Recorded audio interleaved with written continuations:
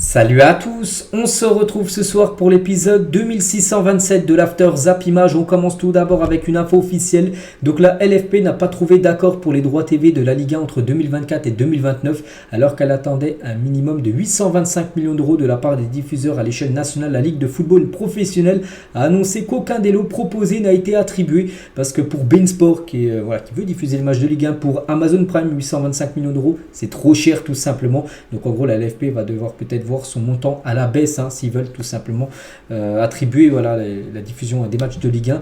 Mais voilà, ils avaient même fixé au début 1 milliard d'euros, même 825 millions d'euros pour l'instant.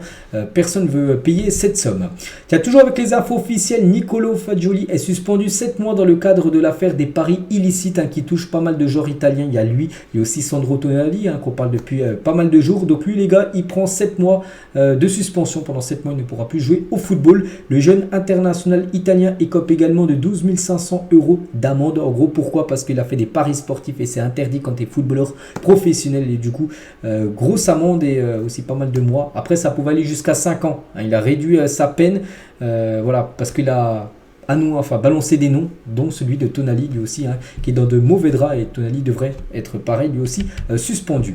On va parler de l'ancien arbitre espagnol Antonio Mateu-Laoz est le favori pour devenir le nouveau président de la fédération espagnole. L'ancien président qu'on a beaucoup parlé ces dernières semaines, Luis Rubiales, avec l'affaire du bisou lors de la finale de la Coupe du Monde féminine. On sait qu'il a dû démissionner et du coup pour l'instant il n'y a personne au poste de la présidence de la Fédé espagnole et ça devrait être certainement Mateu-Laoz, les gars, qui est le grand favori pour succéder à Luis Rubiales.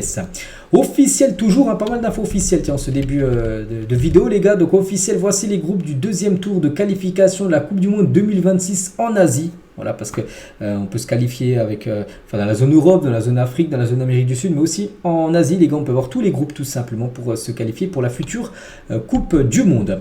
On va parler de Cristiano Ronaldo, inscrit plus de 100 buts dans 3 décennies différentes suite à son doublé inscrit, c'était lundi soir face à la Bosnie. Quelle longévité du GOAT, donc de 2000 à 2009, les gars, il a inscrit 206 buts, c'était au début de sa carrière, du côté du Sporting, du côté de Manchester United, même du côté du Portugal, 206 buts. Ensuite de 2010 à 2019 où il a le plus joué là, donc du côté du Real, du côté où il a marqué beaucoup de buts au Real Madrid, plus de 451, du côté de la Juve, du côté du Portugal, 550 buts et de 2020 à aujourd'hui, 2023, 102 buts inscrits. Il a inscrit minimum 100 buts sur les 3 dernières décennies. C'est quand même exceptionnel ce qu'est en train de réaliser Cristiano Ronaldo. Alpine, donc en gros, c'est une écurie de voitures de Formule 1, a bénéficié d'un investissement de 200 millions d'euros de la part de plusieurs sportifs, dont Alexander Arnold et Juan Mata, qui ont investi tout simplement dans l'écurie Alpine.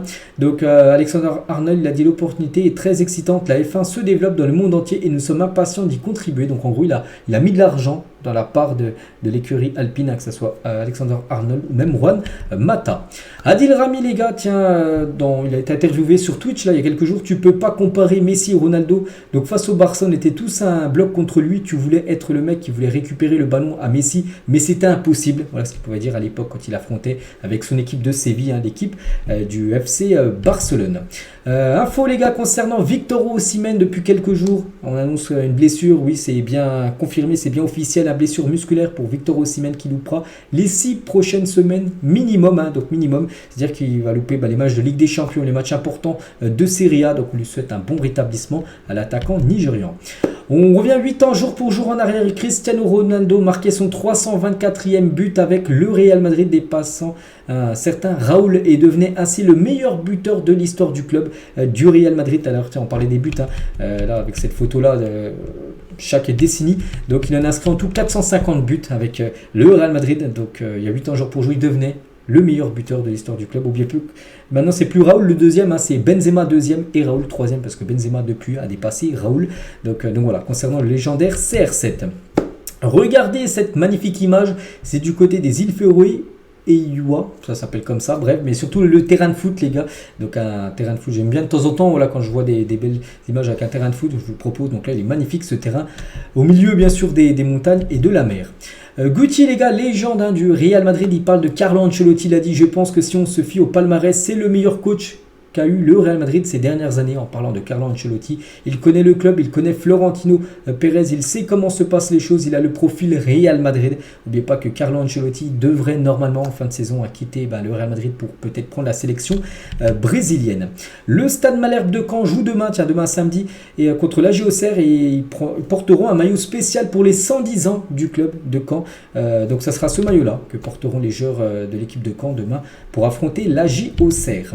Rasmus Højlund, donc l'attaquant norvégien, l'attaquant danois, il parle de l'attaquant norvégien Haaland. Mieux vaut ne pas être comparé, il est dans une classe à part, parce que c'est que ça, c'est les deux attaquants des deux Manchester, Manchester City pour Haaland et Manchester United pour Højlund, et voilà, il dit qu'il ne peut pas se comparer, enfin on ne peut pas encore le comparer. Peut-être un jour, bon, ce qu'on espère pour lui, mais actuellement, bien évidemment, Haaland est à des années-lumière, on peut dire, de Højlund. Liverpool s'intéresse à Jamal Musiala sous contrat avec le Bayern Munich jusqu'en 2026. Donc les agents du joueur ne discutent actuellement pas d'une prolongation de contrat. Donc c'est pour ça qu'il y a peut-être des rumeurs concernant un futur club. Et Liverpool, les gars, fortement intéressés. Je sais aussi qu'il y a les deux grands clubs espagnols, le Real et le Barça, qui s'intéressent à la pépite Musiala. Benzema, quand le PSG menait 2-0 cumulé en huitième de finale de LDC, parce que le PSG s'est imposé 1-0 lors du match aller, et au match retour, le PSG menait 1-0 du côté du Bernabeu, donc ça faisait score cumulé 2-0, et Benzema disait à ses coéquipiers, ce que j'ai dit à mes coéquipiers, c'est faut pas s'inquiéter, je vais marquer, et c'est vrai. Il a déclenché ce pressing sur Donnarumma qui a pris pas mal de temps à dégager, puis du coup ça a fait but juste après, puis après ça a été le triplé de Benzema, puis après on sait que ça a été les matchs complètement fous du Real Madrid avec pas mal de remontada, et ils ont gagné bien sûr l'édition de la Ligue des Champions cette année-là, et c'est pour ça que Benzema avait remporté le Ballon d'Or amplement mérité. Maxence Lacroix sur les difficultés de se hisser au haut niveau en Dordogne et sur sa volonté d'améliorer les choses. Il a dit c'est difficile là-bas d'aller vers le niveau professionnel pour jouer aux entraînements, au match. J'avais des difficultés lorsque je jouais à Trélissac. J'habitais à 30 minutes de voiture. Voilà, puis ça fait quand même pas mal de trajets. Donc ma mère, médecin, travaillait beaucoup la nuit, n'était pas toujours disponible le soir. Il fallait trouver quelqu'un pour m'amener à l'entraînement ou les matchs. Je pense que les jeunes d'aujourd'hui ont toujours le même souci. Certains sont découragés, ça a un coût économique aussi. Je garde les contacts avec mes anciens clubs pour savoir comment on pourrait gérer ces trajets à l'avenir. Donc voilà ce qu'il peut dire Maxence Lacroix, défenseur français de l'équipe de Wolfsburg. Les départs de Léo Messi, de Neymar pèsent sur l'image du Paris Saint-Germain sur les réseaux sociaux. Le club parisien a perdu entre 10 et 15 millions de followers après les départs des deux. C'est vrai qu'il y a eu beaucoup de personnes qui se sont abonnées à l'Instagram du PSG parce que c'est des fans de Messi, donc ils sont abonnés au PSG, pareil pour Neymar. Et du coup, vu que les deux ont quitté le club, donc il y en a plein en gros qui ont un feu on va dire, le PSG. Mais grâce à leur signature, en revanche, grâce à leur signature, le club a gagné davantage de fans qu'il n'en a perdu. Donc voilà, concernant bien sûr les réseaux sociaux, on va dire, du Paris Saint-Germain.